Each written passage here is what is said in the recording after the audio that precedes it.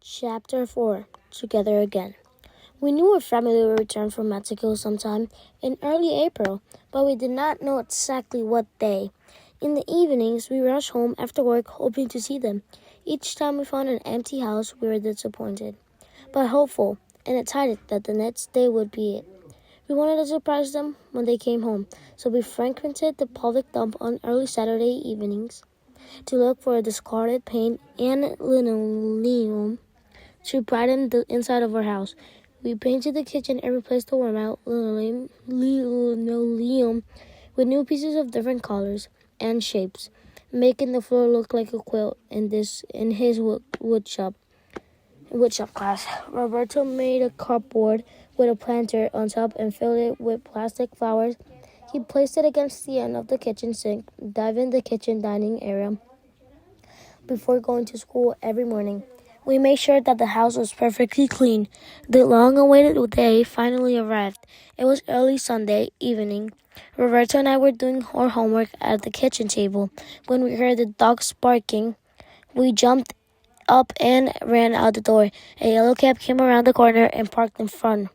All four doors of the cab flew open like the petals of a flower. I went around the front of the car to the other side, where Papa and Mama stood with open arms. I felt like a child running to them. I did not know whom to hug first. Papa gave me a kiss on the forehead, the first kiss he had ever given to me. Trampita, Rora, and Torito jumped up and down and ran around Papa, Mama, Roberto, and me in a circle, laughing hysterically, touching our legs and bumping into each other. The cab driver stood leaning against the rear bumper, waiting for Papa to pay him. Roberto and I unloaded the cardboard boxes from the trunk and ran into the house, anxious to show Papa and Mama what we had done. "It's beautiful, mijo," Mama said, looking all around at the brightly painted kitchen, the colorful floor, and the cupboard with the plastic flowers. This must have been expensive," Papa said, running his hands across the wood. I didn't buy it. I made it at school," Roberto responded proudly. "So they teach you this at school? That's good, mijo. Maybe you'll be a carpenter, like Saint Joseph," Mama said. "I'll like that. Tell us about Mexico," Roberto said, trying to draw attention away from himself. "We will in a minute," Mama answered. "But first, we have a surprise for you." She kneeled and opened one of the cardboard boxes and pulled out a small statue of the Santo Niño de Atocha. "This is for you, Roberto." My brother was awed and speechless. He grabbed the statue firmly with both hands, making sure not to drop it. He examined it from top to bottom and side to side. "Thank you, Mama," he said, tear-eyed. He cured you when you were sick," Roberto said, turning to Torito, handing him the statue. "I know," Torito said, reaching out to hold it.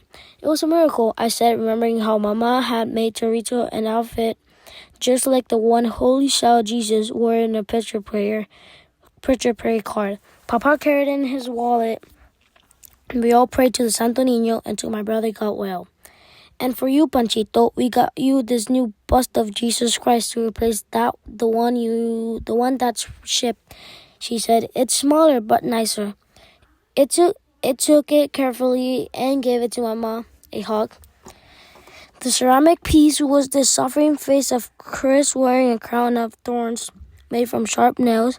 Blood dripped from his forehead, and his sad eyes looked upward in prayer. It made me feel sad.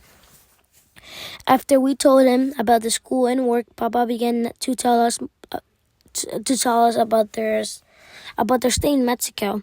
"We had some ups and downs," Papa said, lighting up Camel's cigarette. "It was hard on you, Tia Chana. She and her family don't have much, but they made us feel at home. With the money you sent us, we helped out with groceries, but it was rough at times. If it hadn't been for you boys, I don't know what we would have done."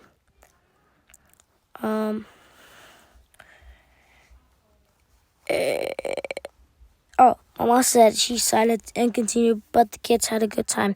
Except for Trumpito, I was hit by a bus. Trumpito blurted out he was paying attention. Papa said, giving him a stern look for interrupting. He was playing ball with his cousin out in the street.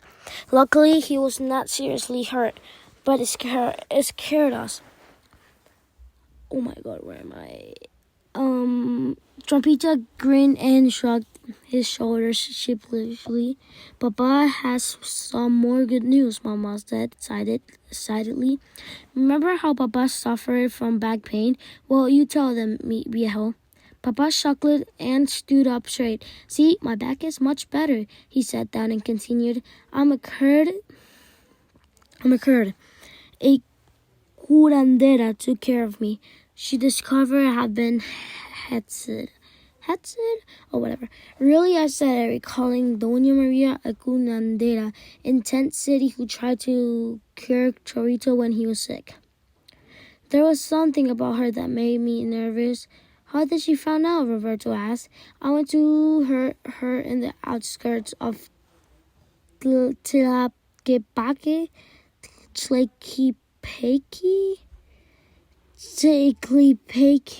I don't know. It was like the garage we lived in Selma. It had dirt floor and no electricity. Behind it was a corral where she raised chickens and pigs. In one corner of the hut.